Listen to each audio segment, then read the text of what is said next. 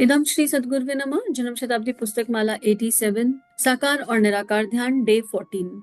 परम पूज्य गुरुदेव, वंदे माँ की गोदी, और उनकी गोदी में प्यार भरा उनका हाथ हमारे सिर पर सबके, और आशीष, और वो प्यार से सिर सहलाते हुए हमें एक दैवीय ऊर्जा की तरफ ले जा रहे हैं और कह रहे हैं, चलो अब तो ध्यान करना शुरू करो, 10 मिनट रोज तो निकालो, अब तो कर सकते हो। उपासना करी, साधना करी, पर ध्यान के माध्यम से अपने मन पर कंट्रोल कैसे किया जाता है, गुरुदेव हमें ये समझा रहे हैं।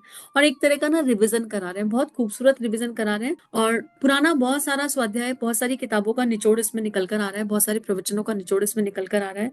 तो डेफिनेटली एक होता है ना कि वो फ्लेवर ऐड हो रहा है लाइफ में, कि कहीं कुछ मिस हो गया हो, कहीं कुछ छूट गया हो, तो वो रिकैप हो जा रहा है और ये लग रहा है कि अच्छा हाँ ये तो करना ही है, ये कैसे छूट सकता है, ये तो करना ही है। हर हर तत्व की अपनी एनर्जी है। देखो ऐसा है, जैसे हम खाना खाते हैं ना, तो खाली रोटी नहीं खाते, है ना। खाली रोटी किसी के पास होती है क्या? नहीं। हम खाना खाते हैं तो दाल चावल सब्जी रोटी, फिर दही भी लेंगे, और कुछ लोग सैलेड भी लेंगे, कुछ लोग अचार भी लेते हैं, राइट। तो we add flavours while having a meal, वो कंप्लीट मील माना जाता है। ऐसे ही उपासना, साधना, आराधना, तप, ध्यान, प्राणायाम, उपवास, ये सब ना ये सब एक कंप्लीट पैकेज है, ये एक पूरा मील है आत्मा का। और क्योंकि आत्मा का आयाम बहुत बड़ा है, बहुत विस्तृत आयाम है, इसलिए हमको थोड़ा थोड़ा थोड़ा थोड़ा समय हर चीज के लिए निकालने की आवश्यकता है। और इसमें गुरुदेव ने ये भी बता दिया कि हम सब कुछ एक साथ भी कर सकते हैं। दिन भर नाम जप करो, कोई भी काम कर रहे हो नाम जप के साथ काम करो, यानी नाम जप के बीच में काम करो, ठीक है। उससे क्या होता है, उसका बेनिफिट क्या है? चिंतन ईश्वर पर रहता है। एक, नाम जप करने से परचिंतन छूट जाता है। अगर मान लो किसी पर गुस्सा आ रहा है ना, तो उसका नाम लेकर भी नाम जप कर सकते हैं। मान लो मुझे पर्सन ए पर गुस्सा आ रहा है, तो मैं बोलूं राम राम ए, राम राम ए, राम राम ए, तो क्या होगा? राम की एनर्जी ए के पास भी जाएगी, और हमारी एनर्जी में राम ज्यादा हो जाएंगे, ए धीरे धीरे धीरे धीरे कम हो जाएगा, क्योंकि हम कंप्लेन तो कर नहीं रहे। और एक पर्टिकुलर टाइम हम बैठकर निकालें, 1 से 1.25 घंटा। अब इतना तो कहा जा सकता है कि 1 से 1.5 घंटा बैठकर निकालने की आवश्यकता है, और इतना तो मैंडेटरी है, इतना निकालें। और फिर पहले एक धारणा करें, उस धारणा के साथ मंत्र के साथ प्राणायाम करें, और फिर प्राणायाम करते करते हम देखेंगे कि ध्यान घटित हो जाएगा। इसी क्रम में गुरुदेव ने सुबह 4 से 5 का समय भी दे दिया, कि सुबह 4 से 5 आप मेरे साथ बैठो तो सही आकर, मैं तुमसे संवाद करूंगा। और एक्चुअली भगवान से 1 to 1 संवाद होता है, और बहुत बढ़िया वाला होता है। लड़ाई झगड़ा भी उसी ईश्वर से होता है। फिर उसी क्रम में गुरुदेव ने कह दिया कि गुरु का ध्यान सर्वश्रेष्ठ ध्यान है, क्योंकि वहां कोई कल्पना नहीं है, कोई इमेजिनेशन नहीं है, और वहां ना डाउट नहीं आता। हमें ध्यान उस शक्ति का करना है जहां हमें किसी तरह का कोई डाउट क्रिएट ना हो। संशय के साथ ध्यान नहीं हो सकता। इसी में पावर ऑफ मैनिफेस्टेशन गुरुदेव समझा रहे थे, और अब गुरुदेव ध्यान योग के उद्देश्य को समझा रहे हैं। ध्यान योग का उद्देश्य अपनी मूलभूत स्थिति के बारे में, अपने स्वरूप के बारे में सोच विचार कर सकने की स्मृति को वापस लौटाना है। यदि किसी प्रकार वह वापस लौट सके, तो लंबा सपना देखकर डरे हुए व्यक्ति जैसे अंतः स्थिति हुए बिना नहीं रह सकती। तब प्रतीत होगा कि मेले में खोए हुए बच्चे से आत्मविस्मृत मानसिक रोगियों से अपनी स्थिति भिन्न नहीं है।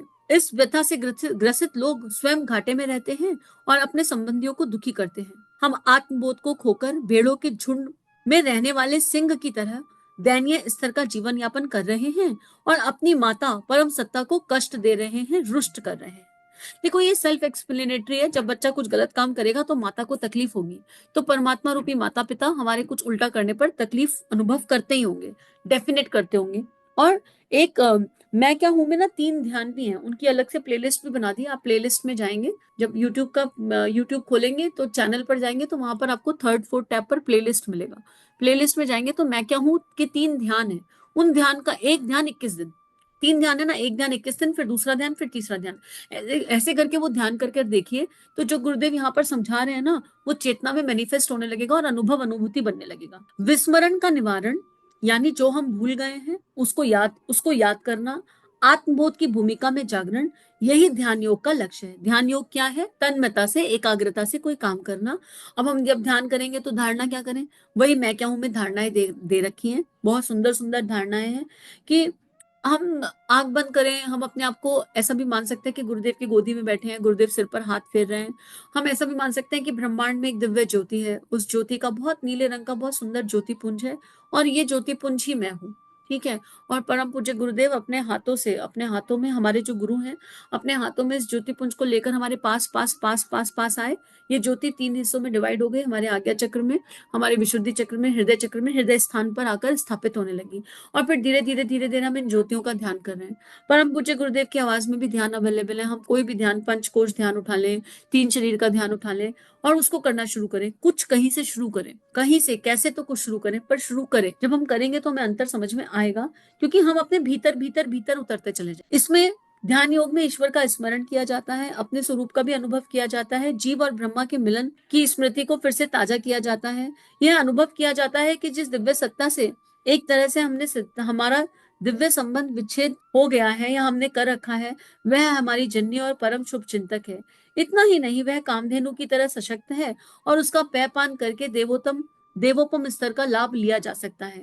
देखो यहाँ पर गुरुदेव इनडायरेक्टली एक एक लाइन में ना अलग अलग तरीके की धारणाएं दे रहे हैं। क्या धारणा दे रहे हैं? गुरुदेव कह रहे हैं कि जब हम ध्यान करते हैं तो हम उस परम सत्ता के साथ एक संबंध, और ये बात गुरुदेव ने पहले समझाई है कि पहले भगवान के साथ कोई कनेक्शन स्टेब्लिश करो, कोई रिश्ता स्टेब्लिश करो, क्योंकि उसका हमको अभ्यास है। आप पुराने ऑडियो सुनेंगे इसी बुक के तो आपको उसमें मिल जाएगा। उसके बाद हमें ये भी मानना है कि वो परम सत्ता कामधेनु, कामधेनु मतलब कौन? जो हर तरह की कामना को भावना में बदल दे, जो हर तरह की भावना को फिर पूर्ण कर दे। कामनाओं को खत्म करने वाली शक्ति कामधेनु है। कामनाएं पूर्ण नहीं होती भगवान के पास जाके, कामनाएं तो काम से जन्मती हैं, लेकिन वासनाएं हो जाती हैं। पर कामनाओं को ट्रांसफॉर्म करने की शक्ति का नाम कामधेनु है। और वो कामधेनु हमारी इच्छाओं को विलय कर देती है, या फिर अगर दैवीय इच्छा होती है तो उन्हें पूर्ण कर देती है। फिर एक ध्यान और था कि भगवान की गोदी में नन्हे शिशु के जैसे बैठे हैं, ये भी वो धारणा है ना, कि हम भगवान का अमृत पान कर रहे हैं। फिर कल्प वृक्ष के बारे में भी कहानी आई थी। तो ये सब क्या है? ये धारणाएं हैं जो गुरुदेव अलग अलग दे रहे हैं। हमको ढूंढना है कि हमारे लिए बहुत श्रेष्ठ धारणा कौन सी है, हमें किस धारणा से स्ट्रॉन्ग कनेक्ट मिल रहा है, हमें अपने आप को कैसे उस मैनिफेस्टेशन तक लाना है कि ध्यान घटित हो जाए। कल्प वृक्ष की छाया में बैठकर सब कुछ पाया जा सकता है। ईश्वर सत्ता से संपर्क, सानिध्य, घनिष्ठता बना लेने के बाद भी कुछ ऐसा शेष नहीं रहता जिसे अभाव, दारिद्र्य अथवा शोक संताप कहा जा सके। ध्यान योग हमें इसी लक्ष्य की पूर्ति में सहायता करता है। अब देखो, यहाँ पर ये मतलब नहीं है कि जो ध्यान करेंगे उनके अकाउंट बैलेंस भरे रहेंगे, उनके घर के बाहर 4 गाड़ियां रहेंगी और पता नहीं क्या क्या क्या क्या होगा। जो ध्यान योग की तरफ चला जाता है ना, उसके अंदर भगवान को पाने के अलावा और कोई इच्छा ही नहीं रह जाती। और फिर धीरे धीरे से ये भी समझ में आ जाता है कि भगवान कोई वस्तु नहीं है जिन्हें पाया जा सके। भगवान तो एक एनर्जी है जिसे जीना है। भगवान तो इस समय है, मतलब भगवान हर समय है। भगवान कोई टैंजिबल चीज नहीं है। तो ये एक अभ्यास की बात है, करते करते वो आनंद अनुभव में आएगा और फिर चीजें सब कुछ होंगी, पर हम किसी चीज से अटक नहीं रहे होंगे। इसका मतलब ये नहीं है कि हम लेंगे नहीं या एंजॉय नहीं करेंगे, सब कुछ होगा। पर आज है तो ठीक है, कल नहीं है तो ठीक है, कोई बात नहीं। मन उसमें अटकेगा नहीं, मन उसमें चिपकेगा नहीं। स्पष्ट है कि आत्मबोध से बढ़कर मानव जीवन का दूसरा कोई लाभ ही नहीं हो सकता। भगवान बुद्ध को जिस वृक्ष वृक्ष के नीचे आत्मबोध हुआ था, उसकी डालियां काट काट कर संसार भर में इसी आशा से बड़ी श्रद्धा पूर्वक आरोपित की गई थी कि उसके नीचे बैठकर अन्य लोग भी आत्मबोध का प्राप्त कर सकेंगे और दूसरे बुद्ध बन सकेंगे। किसी स्थूल वृक्ष के नीचे बैठकर महान जागरण की स्थिति प्राप्त करना कठिन है, पर ध्यान योग के कल्प वृक्ष की छाया में सच्चे मन से बैठने वाला व्यक्ति आत्मबोध का लाभ ले सकता है और नर पशु के स्तर से ऊपर उठकर नर नारायण के समकक्ष बन सकता है। देखो, वट वृक्ष क्या है? एक बहुत बड़ा वृक्ष जो अनेकों वृक्षों को अपने अंदर छाया दे सके, ये है। तो भगवान बुद्ध उस वट की अवस्था पर पहुंच गए, इसलिए वट वृक्ष, हालांकि स्थूल में भी उस वट वृक्ष का महत्व यही है। तो हमारे अंदर वो भावनाएं आए, हमारे अंदर वो प्रेरणाएं, वो स्फुरनाएं आए, जहां पर हम अपने आप को जाने और फिर जो मिला है उसे बांटने का भाव रखें। तो भीतर ही कल्प वृक्ष है, भीतर ही पावर ऑफ मैनिफेस्टेशन है। सबकॉन्शियस माइंड हमारा कल्प वृक्ष ही है एक तरह का। बस इस सबकॉन्शियस माइंड को सही तरह से ट्रेनिंग देना आना चाहिए। इसको ट्रेनिंग देना आ जाएगा और इसको ट्रेनिंग देकर फिर हम कुछ भी पा सकते हैं, इसमें कोई डाउट नहीं है। पर हम गायत्री साधक हैं, परम पूज्य गुरुदेव वंदे माँ के साथ चल रहे हैं, उनके आशीर्वाद से चल रहे हैं। तो हमें ये पता है कि हमें इस सबकॉन्शियस माइंड से मांगना क्या है। ये मांगने की समझ हर किसी के पास नहीं होती। ये गायत्री रूपी प्रज्ञा और विवेक से आती है। ये संतों से, ऋषियों से जुड़कर आती है, क्योंकि सबकॉन्शियस माइंड का मैजिक पता चल गया और मांगने लगे किसी का अहित, तो सबको वो हो भी जाएगा, तो उसमें कर्म बनेगा और उसका जो फिर फल आएगा उसको तो जीना ही पड़ेगा। तो गायत्री रूपी प्रज्ञा के साथ अगर हम अपने आप को ध्यान की प्रॉपर ट्रेनिंग गुरु के संरक्षण में देंगे तो मैजिक घटित होंगे। मन जंगली हाथी की तरह है, जिसे पकड़ने के लिए पालतू प्रशिक्षित हाथी भेजने पड़ते हैं। सदी हुई पालतू बुद्धि हाथी का काम करती है। सदी हुई पालतू बुद्धि यानी हाथी का काम करती है। ज्ञान के रस्से से पकड़कर जकड़कर उसे काबू में लाती है और फिर उसे सद प्रयोजनों में संलग्न हो सकने के लिए सुसंस्कृत बनाती है। तो और ये कौन है? अब ये सदी हुई पालतू बुद्धि कहाँ से लाए? गायत्री मंत्र से। मैंडेटरी है। कुछ नहीं समझ में आ रहा, 1 घंटा गायत्री मंत्र कर लो, बस बैठ जाओ, आंख बंद करो, बैठो।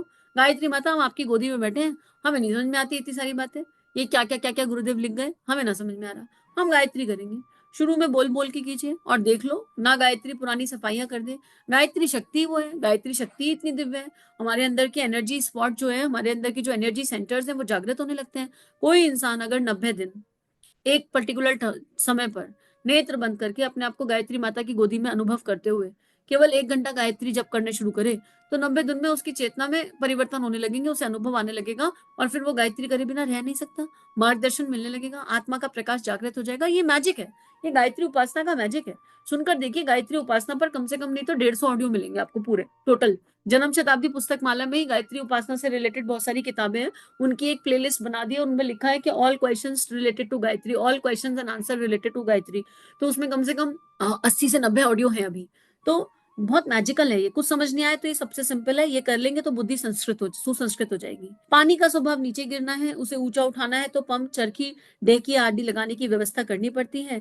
निम्नगामी पतोन्मुखी प्रवृत्तियों में हमारी शक्तियां नष्ट हो जाती हैं, उन्हें ऊपर उठाने के लिए मस्तिष्क में दिव्य प्रयोजनों के लिए प्रयुक्त होने की ध्यान की शक्ति की प्रक्रिया को अपनाना पड़ता है। और यही बात अभी 2 मिनट पहले, 3 मिनट पहले इसी ऑडियो में करी गई थी कि हमारी जो एनर्जी है वो नीचे के चक्रों में स्थित हो रही है, और ध्यान का मतलब है इस एनर्जी को अपलिफ्ट करना, इसको केंद्रित करना और इसको ऊपर के चक्रों की तरफ ले जाना, यानी पेट और प्रजनन से करुणा, संवेदना, भावनाओं की तरफ अपने आप को लेकर के जाना।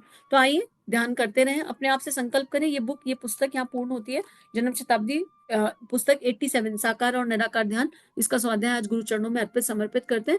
पर हम लोग संकल्प ले लेते, हम संकल्प लेते हैं कि हम अपने जीवन में ध्यान को, जप को एक महत्वपूर्ण स्थान देंगे और नाम जप की ऊर्जा से भी जुड़ेंगे। दिन भर नाम जप करेंगे, कोई भी काम कर रहे हो चाहे, मन ही मन जप करते रहेंगे और फिर जब करेंगे तो अंतर देखेंगे। इसी के साथ आज का स्वाध्याय गुरु चरणों में अर्पित समर्पित। सभी अपना ध्यान रखिए और ध्यान करते रहिए। इदम श्री सद्गुरुवे नमः। सभी को प्रणाम। श्री प्रिया काउंसलिंग चैनल और देव परिवार चैनल पर जो वीडियोस आपको मिल रहे हैं, अगर ये आपके जीवन को बदल रहे हैं तो ये केवल गुरु कृपा है। आइए इस गुरु कृपा को विश्वव्यापी बनाएं। जो भी लिंक आप सुनते हैं, आपको जो भी लिंक अच्छे लगते हैं, उनको अपने व्हाट्सएप स्टेटस, फेसबुक स्टेटस, सारे सोशल नेटवर्किंग साइट्स पर लगाइए। इस टेक्नोलॉजी के माध्यम से आइए ऋषियों की, संतों की लेखनी को विश्वव्यापी बनाते हैं। जय हिंद, जय भारत। इदम श्री सद्गुरुवे नमः।